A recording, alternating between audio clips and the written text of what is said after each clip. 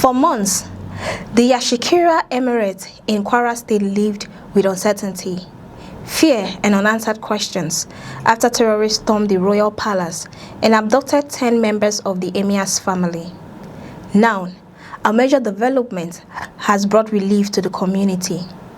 According to Sahara reporters, the kidnapped family members of the Emir of Yashikira have regained their freedom after spending months in captivity, ending a painful chapter that began with a violent palace attack that shocked residents and raised fresh concerns about insecurity in northern Kwara State.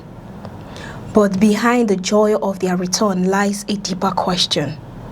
How did terrorists manage to attack a royal palace, abduct members of a traditional ruler's family, and disappear for months despite security efforts?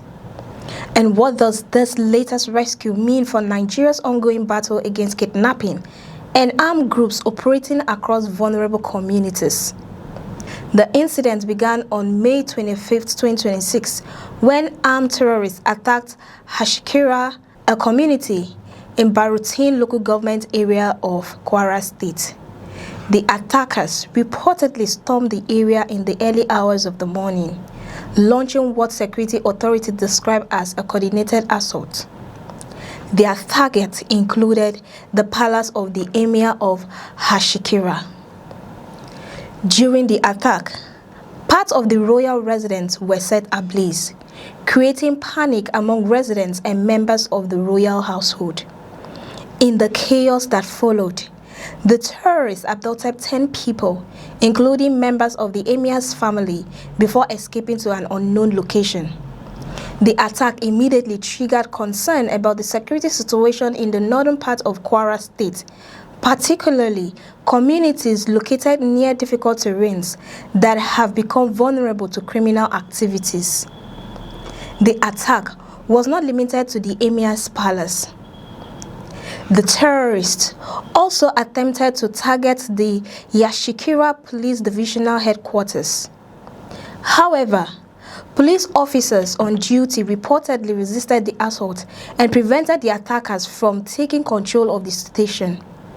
Following the attack, the Kwara State Police Command launched a major security response. The Commissioner of Police in the state, CP Ojo Adekimi, ordered tactical teams, alongside other security agencies and local security groups, to begin operations aimed at rescuing the victims and tracking down those responsible. But as weeks turned into months, the fate of the abducted royal family members remained uncertain. Their disappearance became another painful reminder of the growing insecurity affecting communities across Nigeria. Families of victims of kidnapping often face emotional and psychological pressure while waiting for news about their loved ones. Communities are left hoping for a safe return, while security agencies work behind the scenes to gather intelligence and plan rescue operations. For the people of Yashikira, the wait has finally ended. The Yashikira Emirate announced on Thursday night that all 10 abducted members of the royal family had regained their freedom and returned safely. In a statement released on behalf of the Emirate, officials expressed gratitude to God and thanked members of the Batumbu community for their prayers, support, and solidarity throughout the difficult period. The statement said the royal family members were back safe after their ordeal in the kidnappers' custody. The news has brought celebration and relief to residents who feared the victims might remain missing indefinitely. But while the victims are now free, several questions remain unanswered. Authorities have not disclosed details about how the victims were released. It is still unclear whether the operation was carried out through a direct security intervention, negotiations, or other circumstances. Officials have also not confirmed whether any suspects have been arrested in connection with the kidnapping. The answers to those questions may emerge as investigations continue. The attack on the Emir's palace highlights a growing challenge facing Nigeria's security architecture. Traditional institutions, government facilities, and ordinary communities have all become targets of criminal groups seeking influence, money, or control. Security analysts have repeatedly warned that criminal networks often exploit remote forests, weak communication systems, and difficult terrain to launch attacks and escape before security forces arrive. Kwara State, which has historically been viewed as relatively peaceful compared with some other parts of Nigeria, has in recent years faced increasing concerns over attacks in some northern communities. The proximity of some areas to forests and border regions has created security challenges, with authorities working to prevent criminal groups from establishing operational bases. The rescue of the Emir's family members represents a significant relief.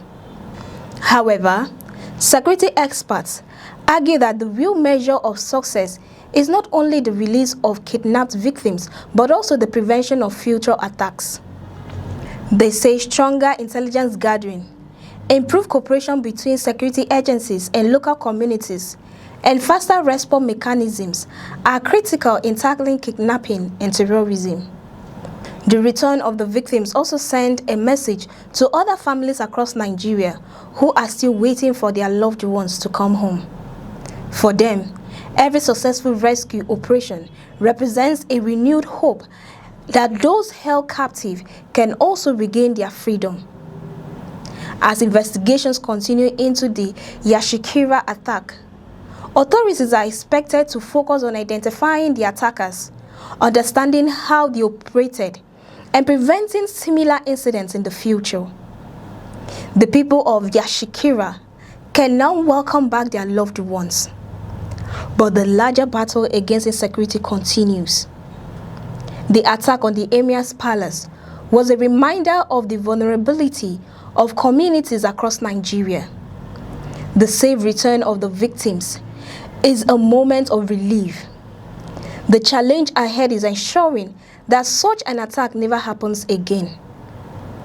What do you think about the release of the Emir's family members? Are Nigeria's current security strategies enough to stop kidnappings, or is it a major change needed? Share your thoughts in the comments below. If you found this report informative, like this video, subscribe to the channel for more breaking news, political updates, and detailed analysis from Nigeria and around the world. I am Captivity, and many thanks for watching.